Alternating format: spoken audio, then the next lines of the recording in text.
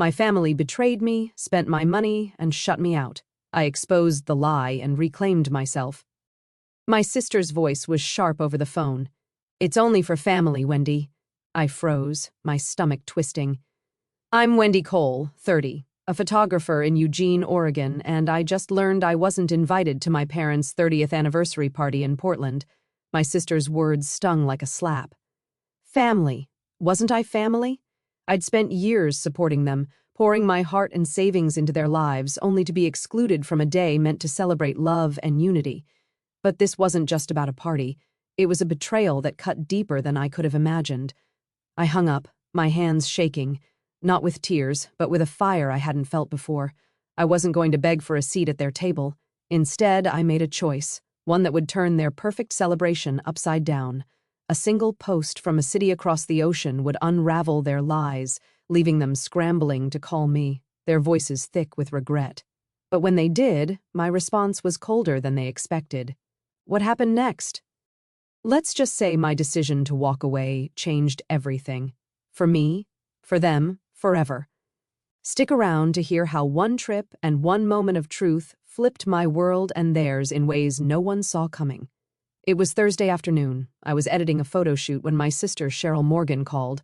Her voice, polished from years on the Portland stage, carried that familiar, commanding tone. "Wendy, the anniversary party's this weekend," she said, referring to our parents' 30th celebration. "It's just for family." Mom's swamped with planning. She couldn't call herself. I gripped the phone, stunned. Just for family?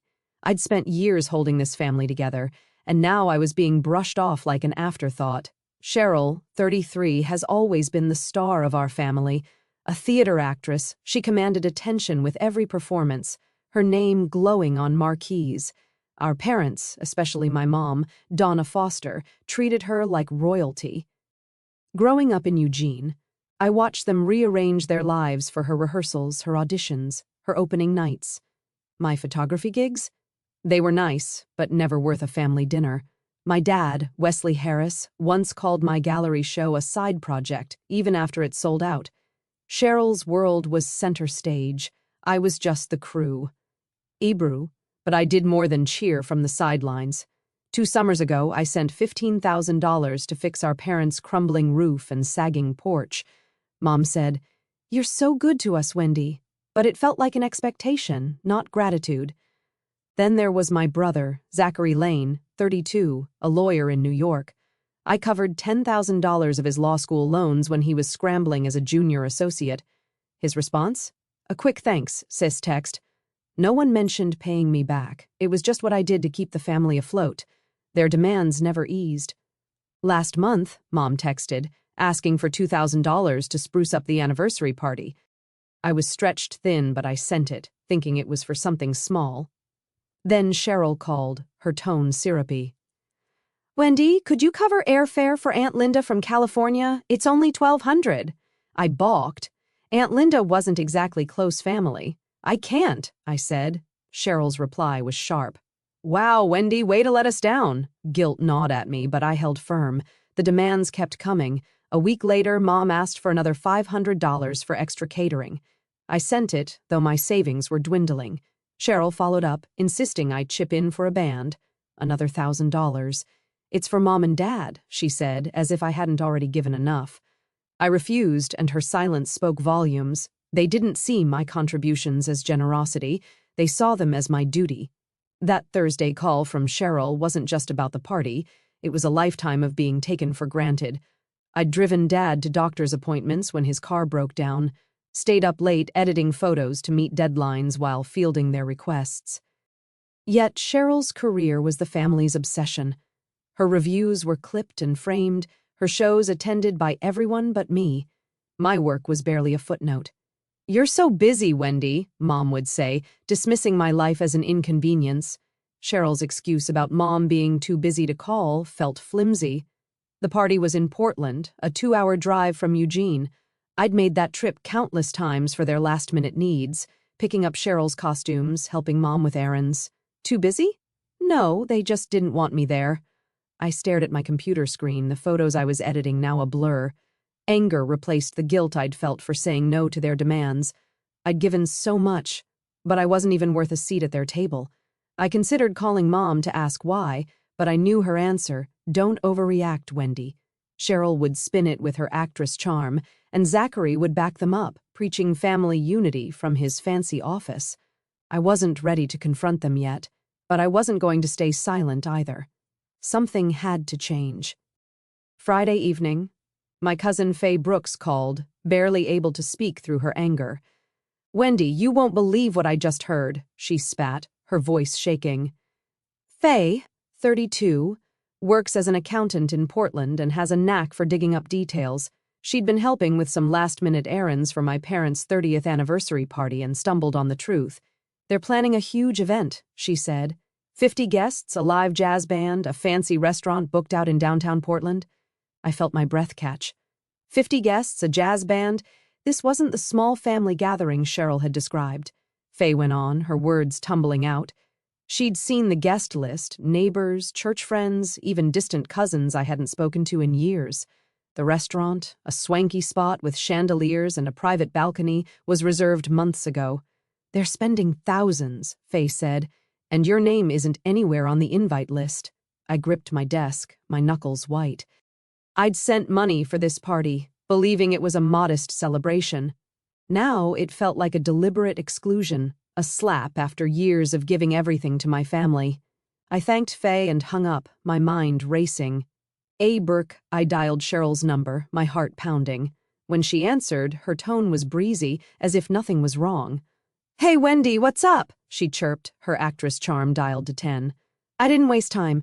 "Cheryl, Faye told me about the party. 50 guests, a jazz band. Why did you lie about it being just family?" There was a pause. Then her voice turned sharp.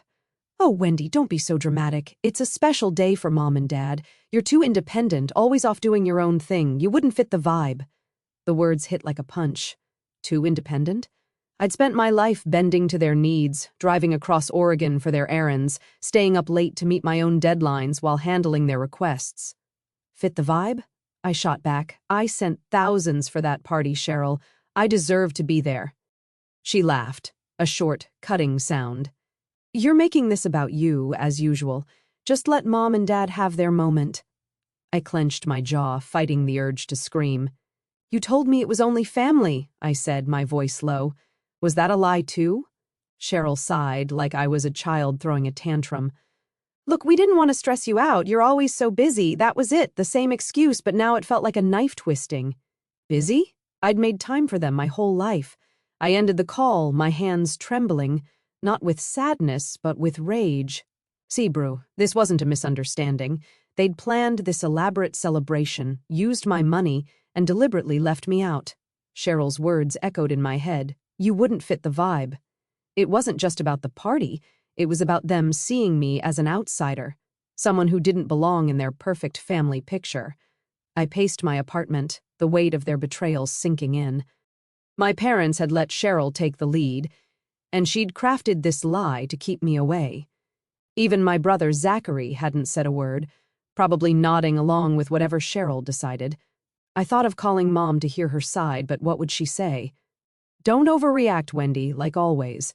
No, this wasn't about getting answers anymore. It was about what I did next. I'd spent years proving my worth to them through money, time, and sacrifices, only to be dismissed as too independent. But that independence was my strength, not a flaw. I wasn't going to beg for their approval or a seat at their table. Instead, I'd show them exactly what I was capable of. I'd take back my power, not by arguing, but by living for myself.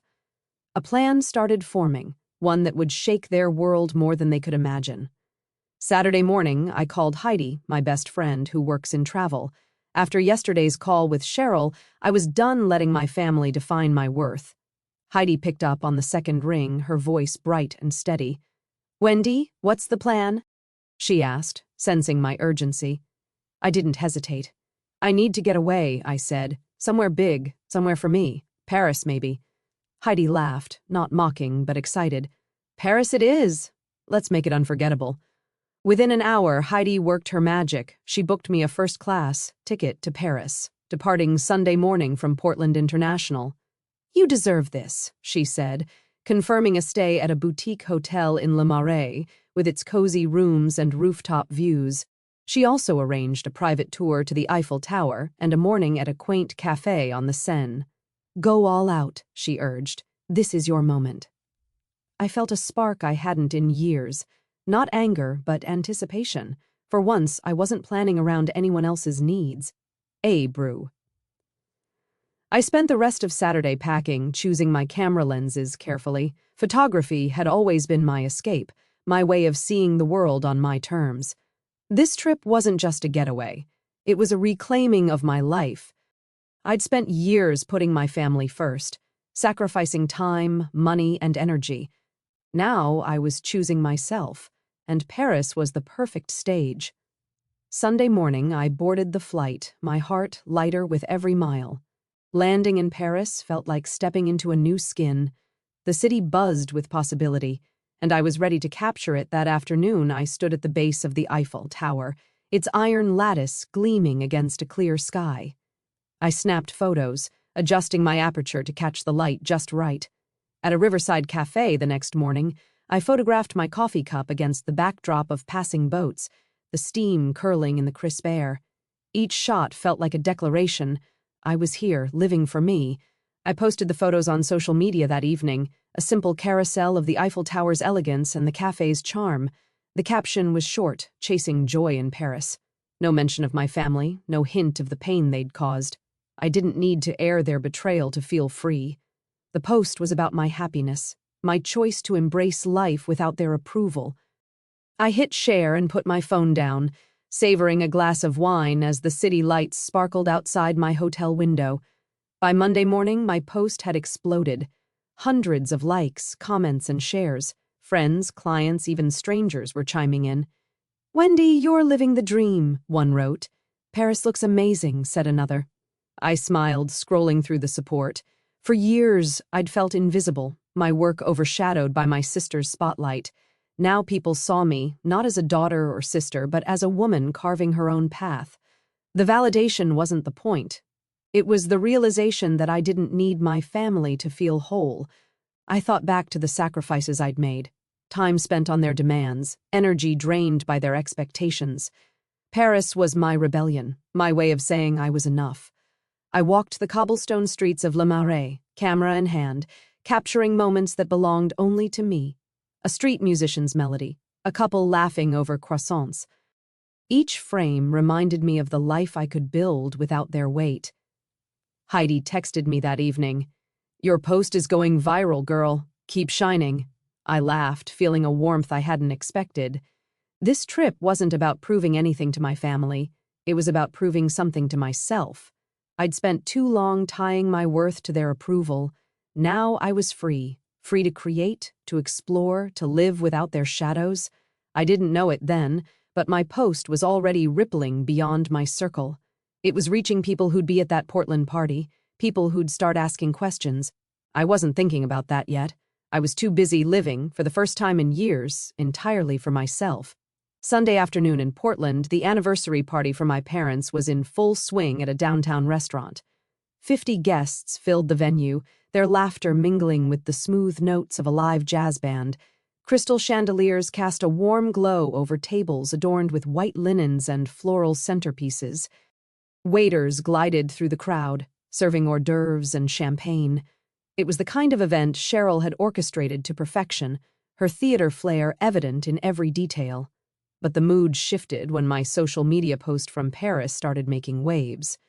Friends of friends, distant relatives, even church members attending the party saw it pop up on their feeds. The images of me in Paris, radiating joy, stood in stark contrast to the lie Cheryl had spun about a small family gathering. Whispers spread among the guests. A cousin nudged her husband, showing him her phone. A neighbor leaned over to ask another, "Why isn't Wendy here?" The jazz band played on, but the chatter grew louder, more pointed. Mrs. Janet Ward, a 60-year-old pillar of the church community, was among the guests. Known for her sharp tongue and sharper sense of justice, she cornered my mom, Donna, near the dessert table. "Donna Foster," she said, her voice cutting through the music. "Why is your daughter in Paris while you're throwing this lavish party without her?" Heads turned. Donna stammered, her face flushing. "Oh, Janet, it's not like that," she said, gripping her champagne flute. "Wendy is so busy with her photography. We didn't want to burden her." Mrs. Ward's eyes narrowed. "Burden her? She's your daughter. You don't exclude family from a day like this." The room felt the ripple. Guests exchanged glances, their conversations now tinged with unease. Faye, my cousin, was there, watching it all unfold. She texted me, her messages coming in bursts. "Wendy, your post is everywhere. People are talking. Mrs. Ward just called out your mom in front of everyone." Brooke. I read the texts in my Paris hotel room, my heart racing. I hadn't meant to cause a scene. My post was about my freedom, not their party. But the truth was out, and it was shifting the air in Portland. Faye's next message hit harder. "It's tense here. Some guests are leaving." The band's upbeat tempo couldn't mask the growing discomfort. A family friend slipped out after murmuring to his wife about family drama. Another guest, a church acquaintance, asked Cheryl why I wasn't invited. Cheryl, ever the performer, tried to laugh it off. "Oh, you know Wendy," she said, tossing her hair. "She's always off on her own adventures." But her smile faltered as more eyes turned her way, skeptical. Mrs. Ward wasn't done. She pulled Donna aside again, her voice low but firm. "I saw Wendy's post," she said. "She's not too busy, she's hurt. What kind of family leaves out their own?" Donna's eyes darted, searching for an escape. "It was just a mix-up," she insisted, but her words sounded hollow. Guests nearby overheard, their murmurs growing. The celebration meant to honor my parents' love was unraveling under the weight of their choices. Faye kept me updated. "Your brother Zachary's trying to smooth things over, but it's not working." Zachary, always the loyal son, told a group of guests I was fine and just doing my thing. But his defense only fueled the questions. Why hadn't they invited me? Why lie about a small gathering? The party's sparkle dimmed as more people checked their phones, my Paris post now shared across local circles. I sat in my hotel room, reading Faye's texts, feeling a strange mix of guilt and vindication. I hadn't planned to disrupt their night, but I wasn't sorry either. For years, I'd been the one smoothing over their messes, funding their needs, swallowing their dismissals. Now my absence was louder than any argument I could have made. The party continued, but Faye said the energy was off. By evening, nearly a dozen guests had left early, their goodbyes curt. Cheryl's perfect production was crumbling, and I was thousands of miles away, living my truth. Monday morning, the calls came one after another. I was in my Paris hotel room, still riding the high of my trip, when my phone lit up with my mom's name. Donna's voice was tight, barely controlled.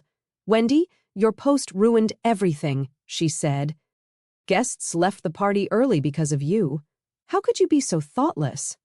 I stared out my window at the Parisian rooftops, my jaw tight. Thoughtless? I'd only shared my joy, not their secrets. "Mom, I didn't mention the party," I said, keeping my tone even. "Maybe people left because they saw the truth." She gasped, then hung up. Next was Cheryl, her voice dripping with accusation. "Wendy, your little stunt turned the party into a disaster," she snapped. "Everyone was whispering about you not being there. You made Mom and Dad look awful." I laughed, sharp and bitter. "I made them look awful?" "Cheryl, you lied about the party being just family," I said. She ignored that, her tone shifting to a plea. "Just take the post down, okay? For Mom and Dad." The audacity hit me hard. After years of bending to her demands, she thought I'd cave again. "Do we even know each other?" I asked, my voice cold. "You don't get to tell me what to do anymore." There was silence, then a click as she hung up. Zachary called minutes later, his lawyerly calm infuriating. "Wendy, you stirred up unnecessary drama," he said. "You could have just talked to us." I gripped my phone, picturing him in his New York office, always siding with Cheryl. "Talk to you?" I shot back. "You all lied to me, Zachary. I'm done playing the dutiful sister." He sighed like I was a client he had to placate. "You're blowing this out of proportion," he said. I ended the call before he could lecture further. By noon, I saw Zachary's social media post. Some people thrive on drama, choosing selfies over family. Sad. The jab was clear. He meant me. Comments piled up, some agreeing, others defending me. "Wendy's just living her life," one friend wrote. I didn't respond. Let him paint me as the selfish drama queen. I knew the truth, and so did the people who mattered. I was still reeling when Heidi called, her voice a welcome contrast. "Wendy, I saw the chaos online," she said, laughing. "Your family's losing it, but you're killing it." Heidi Hart, my best friend, had been my anchor through this. "Don't let them drag you down," she urged. "You're in Paris, living your truth. Keep going." I smiled, her words cutting through the noise. "I'm not stopping," I told her. "This is for me now." Their calls left me shaken but resolute. Donna's blame, Cheryl's pleading, Zachary's post. They weren't apologies. They were attempts to pull me back into their orbit, to make me feel small so they could feel justified. But I wasn't the one who'd lied or excluded. I'd spent years giving them everything, time, money, loyalty, only to be dismissed when it suited them. Now they were scrambling because my happiness exposed their choices. Ebru. I thought about Cheryl's plea to remove the post. She wasn't sorry, she just wanted the whispers to stop. Donna's accusations stung, but it wasn't new. Blaming me was easier than facing their own actions. And Zachary? His post was just another way to protect the family image, to make me the villain. But I wasn't playing that role anymore. Heidi's words echoed, "Keep going." She was right. I didn't need their approval to live my life. Paris was my reset, a reminder that my worth wasn't tied to their expectations. I opened my laptop, scrolling through the comments on my post. Friends, colleagues, even strangers were cheering me on. Their support felt like a shield against my family's accusations. I wasn't going to take the post down. It wasn't about revenge. It was about owning my story. For the first time, I saw how much I'd let their demands shape me. No more. I'd keep living, keep creating, keep choosing myself. Their anger was their problem, not mine. A week later, the consequences were clear. Back in Portland, the fallout from my parents' anniversary party had rippled beyond the night itself, catching my family in its wake. I was still in Paris, wrapping up my trip, when Faye texted me with the latest. Cheryl had lost a major role in a regional theater production. The director, a friend of a church member who'd been at the party, had heard about her role in excluding me. "Word travels fast," Faye wrote. "They thought she was untrustworthy for pulling that stunt." Cheryl's reputation, built on years of glowing reviews, took a hit. She'd always been the star, but now her actions were dimming her spotlight. Zachary wasn't faring much better. His social media post calling me a selfish drama queen had backfired spectacularly. A colleague at his New York law firm saw it and flagged it to their HR department, citing unprofessional conduct. Faye heard from a mutual friend that Zachary was called into a meeting with his boss. They warned him about damaging the firm's image. Faye texted, "He was up for a promotion, but that's gone now." I could picture Zachary in his polished suit, scrambling to explain himself. His attempt to paint me as the villain had cost him more than he'd expected. Back in Eugene, my parents, Donna and Wesley, were feeling the sting too. Their church group, usually a tight-knit circle, had started pulling away. Mrs. Janet Ward, the outspoken church member who'd confronted Donna at the party, wasn't letting it go. She'd shared the story with others, framing it as a betrayal of family values.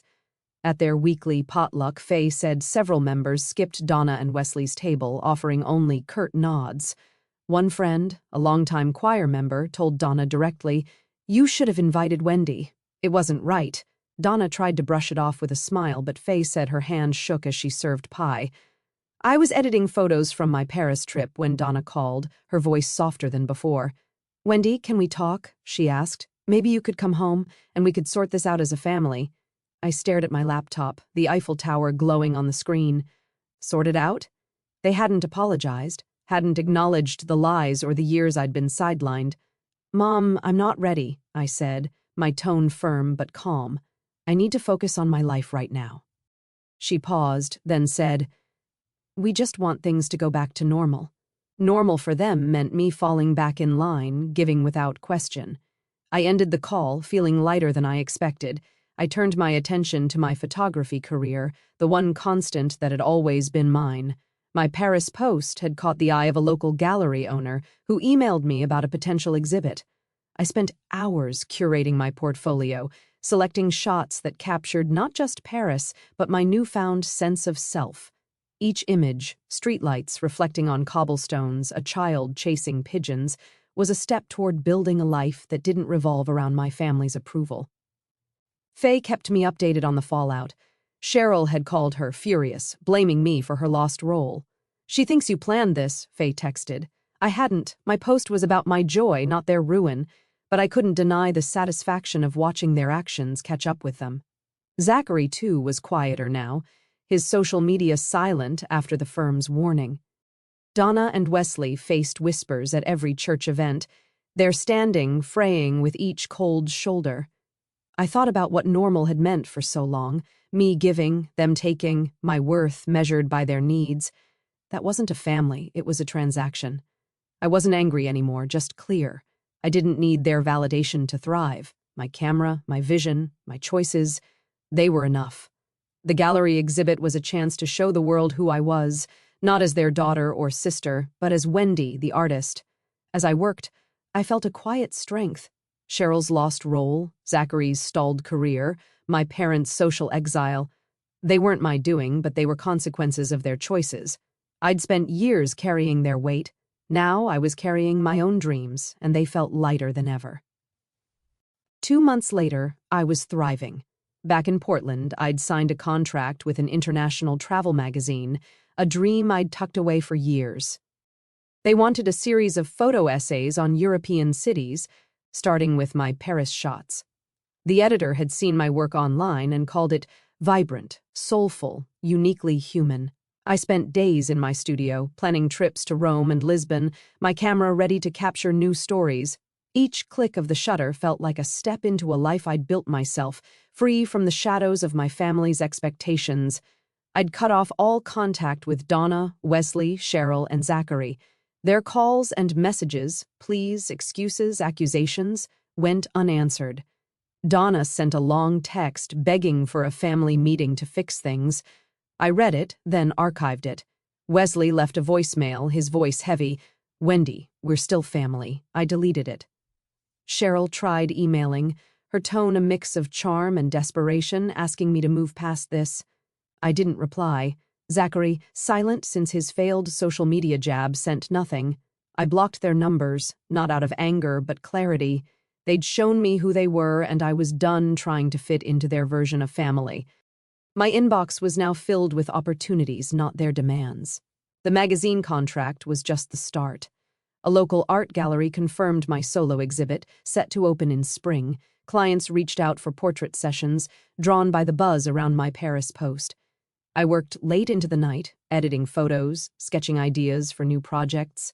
My apartment, once a refuge from their endless requests, was now a creative haven filled with prints and plans for the future.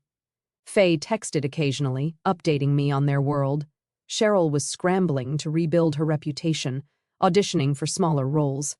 Zachary kept his head down at work, his promotion hopes dimmed. Donna and Wesley faced strained smiles at church, their social circle still cool. I didn't revel in their struggles. I simply didn't care anymore. Their choices had consequences, and I wasn't responsible for fixing them. My focus was on my own path, one I'd paved with my talent and resilience. Looking back, I saw the lesson clearly. Choosing myself was the truest path to happiness. For years, I'd poured my energy into a family that took without giving, that dismissed me when it suited them. I'd believed love meant sacrifice, that loyalty meant erasing my own needs. But their betrayal, excluding me, lying, blaming me, showed me otherwise. Happiness wasn't in their approval, it was in my own hands. I found it in the streets of Paris, in the lens of my camera, in the life I was building. Even if they turned their backs, I was whole. I thought about the people who'd followed my story, the ones who'd commented on my post, sent messages of support. You reading this now have been part of my journey. Thank you for listening, for seeing me. I've learned that setting boundaries, even with family, isn't selfish, it's survival. It's how you protect your light when others try to dim it. I'd love to hear your thoughts. Have you ever had to draw a line with family? What did it teach you? Share below, because these stories matter.